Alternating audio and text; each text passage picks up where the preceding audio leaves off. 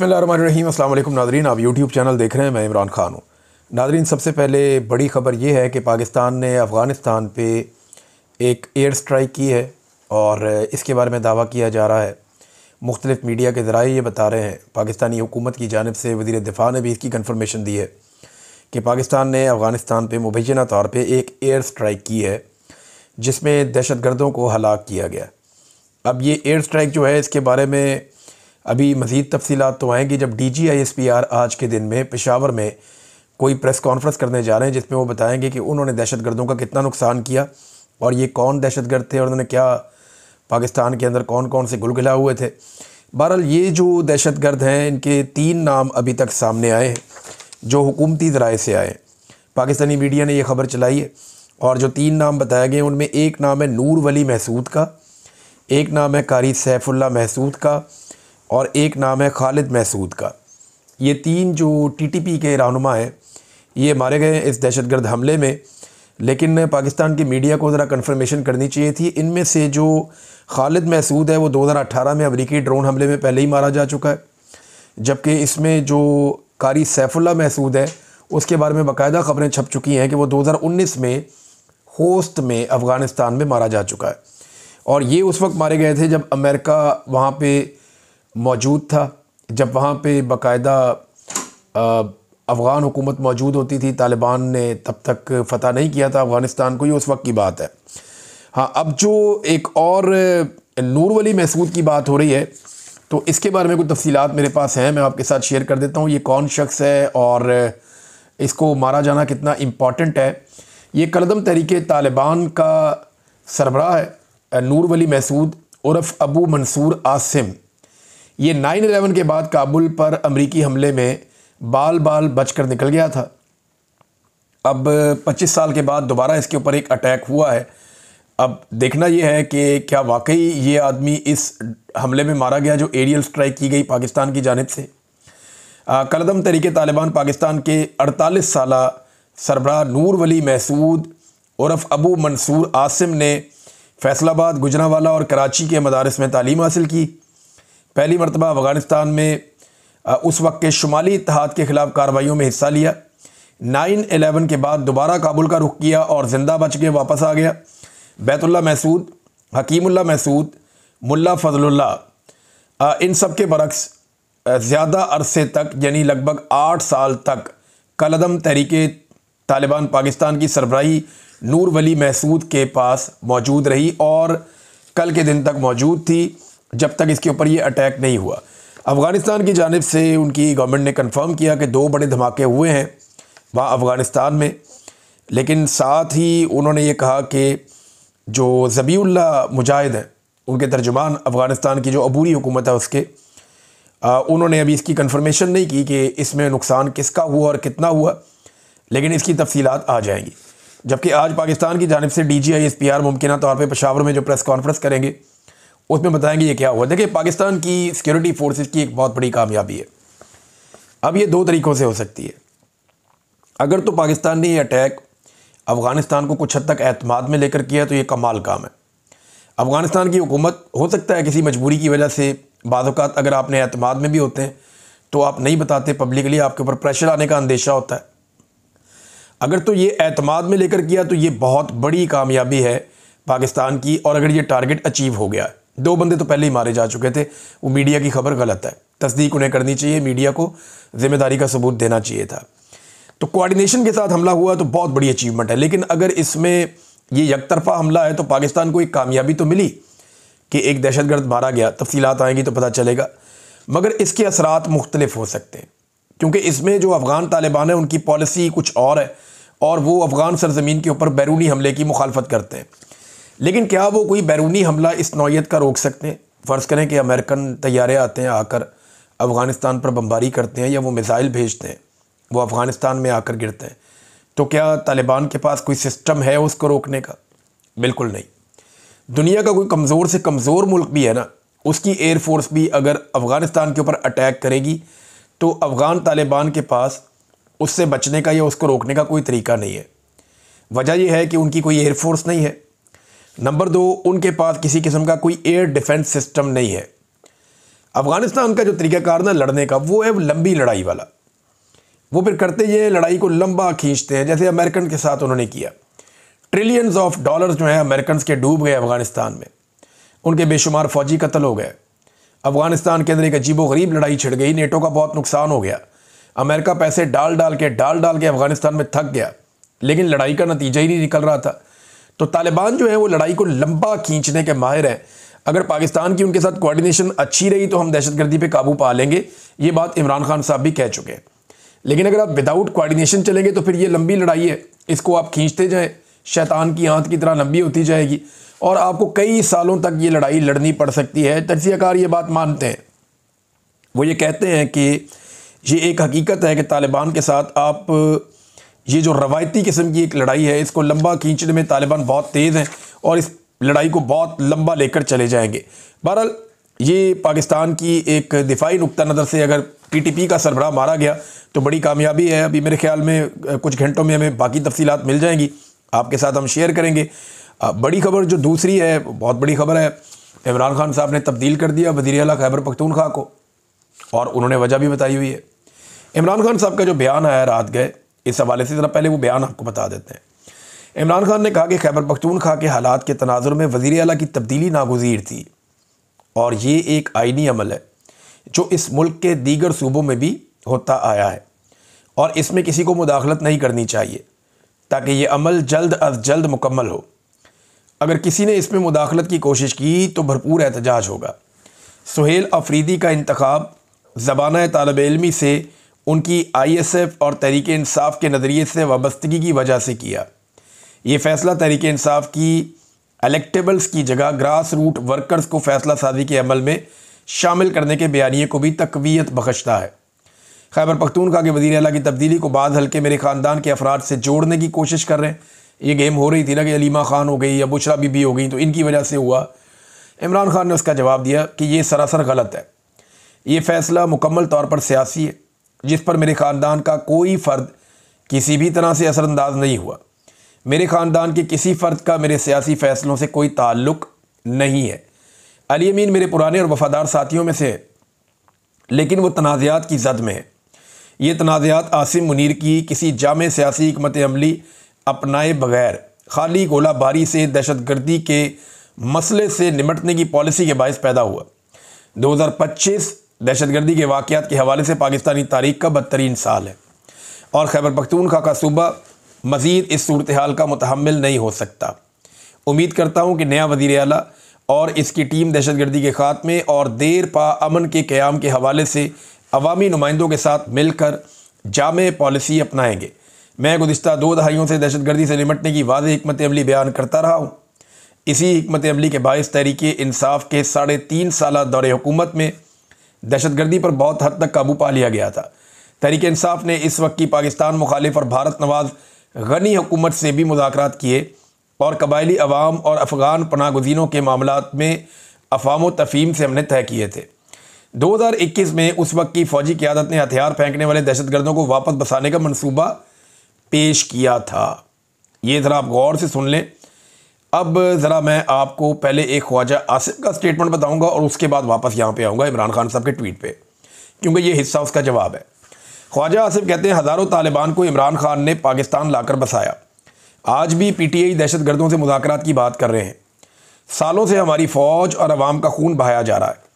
अफ़गानिस्तान हुकूमत के साथ सालों पर मुहित मुज़ाकरात और वफूद का काबुल आने जाने के बावजूद पाकिस्तान में खून रेज़ी बंद नहीं हुई। रोज़ाना फ़ौजी जवानों के जनाजे उठ रहे हैं। 60 लाख अफ़गान मुहाजिरीन, 60 साल की मेहमान नवाजी की कीमत हम अपने खून से अदा कर रहे हैं। वक्त आ गया अफ़गान मेहमान अपने घरों को जाएं और ये मुफ्तबरी और मोहसिन कुशी बंद करें। ये कैसे मेहमान हैं जो मेज़बानों का खून बहाते हैं और कातिलों को पनाह मुयस्सर करते हैं। ये अब ख्वाजा आसिफ का स्टेटमेंट है। PTI के ख़िलाफ़ के दहशतगर्दों को इमरान लाया। अब इमरान खान का जवाब। 2021 में उस वक्त की फ़ौजी क़यादत ने हथियार फेंकने वाले दहशतगर्दों को वापस बसाने का मनसूबा पेश किया था, मगर उस मनसूबे को खैबर पख्तूनख्वा और कबायली इलाकों के हमारे मुंतखब नुमाइंदों ने मुस्तरद कर दिया था। इस मनसूबे पर हमारे दौर में अमल नहीं हुआ। लेकिन अब हक़ाइक़ के बरक्स तहरीक इंसाफ की हुकूमत पर यह सरासर झूठा इल्ज़ाम लगाया जा रहा है कि मुल्क में दहशतगर्दी इस दौर में बसाए गए दहशतगर्दों की वजह से पैदा हुई है। कौम को बताया जाए कि कौन से दहशतगर्द कब, कहाँ और कैसे बसाए गए। यानी ये दहशतगर्द तो इमरान खान साहब की हुकूमत ख़त्म होने के बाद पाकिस्तान में लाए गए, और जब इन्हें पाकिस्तान में लाया जा रहा था तो कबायली इलाके के जितने भी सियासतदान हैं, चाहे वो पाकिस्तान तहरीक इंसाफ से, चाहे वो PTM से, चाहे वो पासून के नौजवान हैं, वो सारे लगातार एहतजाज कर रहे थे कि दहशतगर्दों को खैबर पख्तूनख्वा के इलाकों में वापस लाकर क्यों बसाया जा रहा है और क्यों बॉर्डर को उनके लिए नरम किया जा रहा है कि वो हथियारों समेत खैबर पख्तूनख्वा में आ रहे हैं। अब इमरान खान साहब आगे कहते हैं कि कभी ये कहा जाता है कि पाकिस्तान में दहशतगर्दी की जिम्मेदार अफगान हुकूमत है, जिसकी तायद से अफगानिस्तान में बसने वाले दहशतगर्द पाकिस्तान में कार्रवाइयाँ करते हैं, और कभी कहा जाता है कि दहशतगर्दी दहाइयों से पाकिस्तान में बसने वाले अफगान मुहाजिरीन की वजह से है। ये दोनों बातें गलत हैं, क्योंकि लाखों अफगान मुहाजिरीन को बेइज्जत और रुस्वा करके निकालने के बावजूद दहशतगर्दी बढ़ती जा रही है। ये मुतज़ाद बयानात आसिम मुनीर के मुसल्लत करदा अवाम दुश्मन निज़ाम की बदहवासी को ज़ाहिर करते हैं। दहशतगर्दी से निपटने के हवाले से मेरा मौक़िफ़ हमेशा से दो टोक रहा है। तारीख़ भी गवाह है, दहशतगर्दी के ख़िलाफ़ अगर बाकायदा सियासी बसीरत और हिकमत अमली के बजाय सिर्फ ताकत का इस्तेमाल किया जाए तो नाकामी ही आपका मुकद्दर बनती है। मिलिट्री ऑपरेशन के नतीजे में होने वाला कोलेटरल डैमेज आवाम को इंतकामन हथियार उठाने पर मजबूर कर देता है, और यूं ये सिलसिला बद से बदतर होता चला जाता है। सियासी इंतकाम में मेरे खिलाफ मुसलसल बेबुनियाद मुकदमात ना सिर्फ बनाए जा रहे हैं, इमरान खान साहब ने भी बताया, कौम को पैगाम दे रहा हूँ, ये चाहे जो भी कर लें, मैं इनके सामने ना झुकूंगा, ना अपनी कौम को झुकने दूंगा। कोलेटरल डैमेज का भी इमरान खान साहब ने जिक्र किया, लेकिन ख्वाजा आसिफ साहब ने कोलेटरल डैमेज को जायज़ करार दिया। आपको पता है दुनिया में दो ऐसे लीडर्स हैं या पॉलिटिकल पार्टीज़ हैं जिनकी हुकूमतों ने कहा कि कोलेटरल डैमेज जायज़ है। ये बात खुल खुलाकर या तो नेतन्याहू ने की है या ख्वाजा आसिफ ने, मौजूदा PDM की सरकार ने या नून लीग ने की है। नेतन्याहू ने कहा कि सिविलियन की कैजुअलिटी हो जाए, सिविलियंस मारे जाते हैं, पॉलिसी के तहत वो मारते हैं। ख्वाजा आसिफ ने भी कहा कि जहाँ पे होगा हमें लगेगा दहशतगर्द हैं, हम वहाँ पे अटैक करेंगे, सिविलियन मरते हैं तो मरे। उन्होंने कहा भुगतना पड़ेगा नतीजा। भाई किस बात का, इसका देखें ना, ख्वाजा आसिफ कहते हैं जहाँ पे दहशतगर्द होंगे या जिस इलाके में भी पनाह लेंगे वहाँ कोई मासूम है, चाहे वो मासूम नहीं है, कोई पनाह देने वाला है या नहीं देने वाला, वो जद में आएंगे, हम अटैक करेंगे और वो मारे जाएंगे। ख्वाजा आसिफ का ये मानना है कि मासूम भी मारे जाएं तो कोई बात नहीं, हम दहशतगर्दों के पीछे आएंगे। इसको बोलते हैं कोलेटरल डैमेज। एक सवाल उठाया था सुहेल अफरीदी ने, जो नया वज़ीर आला खैबर पख्तूनख्वा जिसको इमरान खान साहब ने चुना है, और ये बड़ा इंपॉर्टेंट क्वेश्चन था उसका। उसने कहा कि एक बंदा रात को मेरे घर आता है बंदूक लेकर और मुझे कहता है कि मुझे खाना दो। रात को अचानक मेरे घर एक बंदा आया, उसके हाथ में बंदूक है, उसने कहा मुझे खाना दो। मैं उसे खाना नहीं देता तो वो मुझे मार देता है, और अगर मैं उसे खाना देता हूं तो फौजी एहलकार सुबह आकर मुझे उठा लेते हैं। यानी खाना दूं तो सुबह मरता हूं, खाना ना दूं तो रात को ही मर जाता हूं। कहां जाऊं मैं? सवाल यह पैदा होता है कि वो रात को मेरे घर तक कैसे पहुंचा। ये है सवाल जो उठाया सुहेल अफरीदी ने, कि उस दहशतगर्द को किसने इजाज़त दी कि वो पाकिस्तान के अंदर आकर कबायली इलाकों में लोगों को मजबूर करें हथियार की बुनियाद के ऊपर कि हमें यहाँ रहने दो। कोई जान के तो अपने आप को हलाकत में नहीं डालता। जब दहशतगर्दों को आपने बॉर्डर नरम कर दिया, वो आ गए पाकिस्तान के अंदर, एक पॉलिसी के तहत आप उन्हें लेकर आए। राणा सनाउल्लाह साहब ने बड़ा बबांगे दोहल खुल खुला कर ये बात की थी इंटरव्यू देते हुए कि हम एक पॉलिसी के तहत इन तालिबान को पाकिस्तान में लेकर आ रहे हैं, दहशतगर्दों को। क्योंकि उस वक्त बाजवा साहब के दिमाग में, नदीम अंजुम साहब के दिमाग में ये चल रहा था कि हमने इनको हथियार पकवा के पाकिस्तान वापस लेकर आना है। वो एक अलग फार्मूला पे काम कर रहे थे, और अब वही फार्मूला इनके गले पड़ा हुआ है। मुराद सही तो उस दिन से चीख रहा था, बाकी सारे चीख रहे थे, इमरान खान भी कह रहे थे कि इसके ऊपर अमल दरामद नहीं हो रहा। एक तजवीज़ ज़रूर थी जिस पे बात हुई थी, लेकिन अमल दरामद नहीं हुआ। अमल दरामद हुआ, इमरान खान साहब की हुकूमत गिराई गई 9-10 अप्रैल को, और अमल दरामद हुआ जाके जून में, कि मई के एंड में और जून में दहशतगर्द आना शुरू हो गए थे, और फिर ये बहुत बड़ी तादाद में पहुंचे। ये मालाकंड में आए थे, वहाँ पे बहुत बड़े बड़े एहतजाज भी हुए थे, फिर इनको वापस जाना पड़ा था। इनके वापस जाने पर खुशियाँ भी मनाई गई थी जुलाई और सितंबर के महीने में, लेकिन फिर दोबारा बताया गया कि ये फिर आएंगे और इन्हें लाकर यहाँ बसाया जाएगा। वो कीमत पाकिस्तान आज चुका रहा है। तो दुनिया में 2 मुल्क हैं जो कोलेटरल डैमेज के हामी हैं। नाज़रीन, आज तहरीक लब्बैक को जाना था एहतजाज करने के लिए, और वो कामयाब होते हैं या नहीं होते, क्योंकि आज उनका एहतजाज का दिन है। उन्हें इस्लामाबाद में रेड जोन के अंदर बढ़ना है और अमरीकी सफारत खाने तक पहुंचना है। क्या वो पहुंच पाएंगे? फ़ैसला तो ये हुआ है कि अगर किसी और जगह पे ये निकलते हैं तो एक अलग बात है, लेकिन रेड जोन में इस्लामाबाद में इनको नहीं आने दिया जाएगा। कंटेनर्स लगा के सारा एरिया बंद कर दिया गया है। रावलपिंडी और इस्लामाबाद में इंटरनेट की बंदिश हो गई है, इंटरनेट भी बंद कर दिया गया है, और फैज़ाबाद को कंटेनर लगा के बंद कर दिया गया। मुख्तलिफ एरियाज़ में रेड जोन को कंटेनर लगा के बंद कर दिया गया। तो पूरा उन्होंने कंट्रोल किया है। तहरीक लब्बैक ने बाकायदा एक इजाज़तनामा भी दिखाया। उन्होंने दिखाया कि जनाब हमने तो डीसी से इजाज़तनामा लिया इस्लामाबाद में एहतजाज के लिए, और अब हमें पंजाब में मार मारी गई पहले, और उसके बाद अब यहाँ पे भी बंद किया जा रहा है।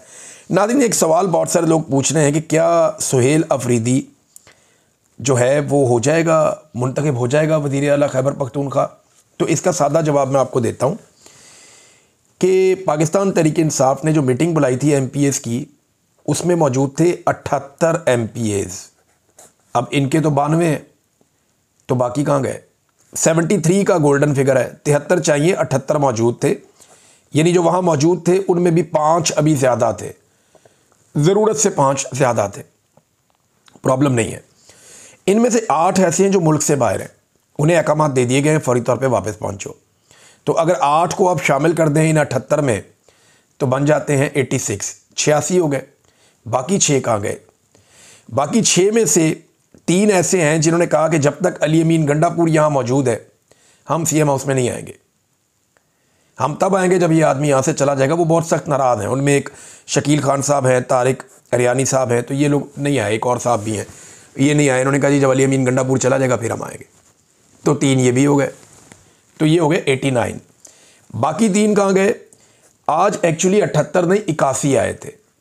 इनमें से 3 जो हैं वो इजलास शुरू होने से पहले आए, और उन्होंने कहा जी कि किसी ने शादी में जाना था, किसी का कोई और ज़रूरी काम था, तो उन्होंने कहा जी हम आ गए हैं, हमारी हाज़िरी आप कबूल करें, हम जा रहे हैं, लेकिन जब भी वोटिंग होगी, कोई भी चीज़ होगी, हम हर लिहाज से आके वोट करेंगे। तो आपको मैंने 92 पूरे कर दिए। MPA तोड़ना इंतहाई मुश्किल है। इन्होंने सारी अपनी कोशिश करके देख ली। खैबर पख्तूनख्वा के MPA नहीं टूटते। जो टूटेगा वो अपने हलके में कैसे जाएगा? वो देखें, वो पाकिस्तान तहरीक इंसाफ के ख़िलाफ़ वोट लेकर MNA बना था मुबारक सेब, और वो अब तक खुल के फिर नहीं सकता अपने इलाके में। लोग उसको नफ़रत की नज़र से देखते हैं। इतना बड़ा प्रॉब्लम है खैबर पख्तूनख्वा में। तो मुश्किल है कि ये लोग कोई भी 4 बंदे भी तोड़ पाएँ। 4 बंदे बहुत मुश्किल है। यहाँ तो फिर भी बहुत बंदे तोड़ने पड़ेंगे इनको। कम से कम 20 बंदे तोड़ेंगे तो जाके ये इस काबिल होंगे कि रास्ता रोक पाएँ इसका, सुहेल अफरीदी साहब का। तो बहुत मुश्किल है कि वो रास्ता रोक पाएँ। यहाँ पे तो 4 बंदे तोड़ना बहुत मुश्किल है। हाँ, ये गवर्नर राज लगाने जैसा कोई गंदा घटिया काम कर सकते हैं, और अगर उन्होंने वो घटिया काम किया तो पाकिस्तान तहरीक इंसाफ के ऊपर इससे बड़ा एहसान और कोई नहीं होगा, क्योंकि तहरीक इंसाफ के अंदर एक नई जान पड़ जाएगी, उनमें एक नई ताकत आ जाएगी।